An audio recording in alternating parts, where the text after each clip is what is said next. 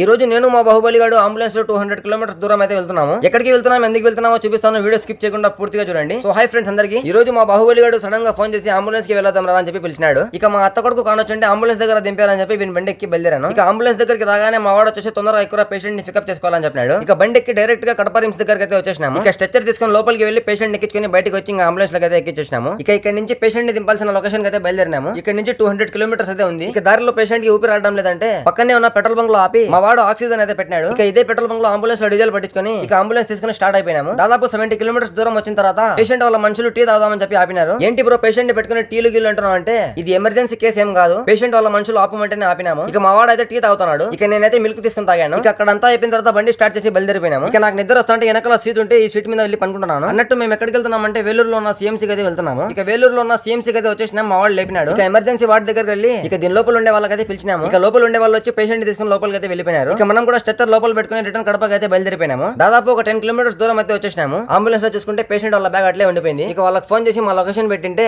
ఒక గంటకు వచ్చి వాళ్ళ బ్యాగ్ అయితే వాళ్ళు తీసుకుని వెళ్ళిపోయారు. ఇక అప్పటికే మార్నింగ్ 5:30 అయిపోయింది టైం. ఇక మా వాడు నైట్ మొత్తం బండి డ్రైవ్ చేశాడు కాబట్టి నిద్ర వస్తుందని అంటే పనుకోపోరని చెప్పి వాడిని పండ పెట్టేసి ఇక బండి నేను ఎక్కి కడపకి స్టార్ట్ అయిపోయాను. ఇక అలా బండి తోలుకుంటా దగ్గర పిల్లర్ దాకా వచ్చేసాను. ఇక్కడ చూసుకుంటే ఎండాకాలంలో కూడా ఫుల్ ఫాగ్ ఉంది, అద్భుతంగా ఉంది క్లైమేట్. ఇక మీ ఊర్లో ఎండాకాలంలో వేడిగా ఉందో చల్లగా ఉందో కమెంట్ చేసి వీడియో నచ్చితే ఫాలో అండ్ సబ్స్క్రైబ్ చేసుకోండి. వచ్చే వీడియోలో కలుద్దాం.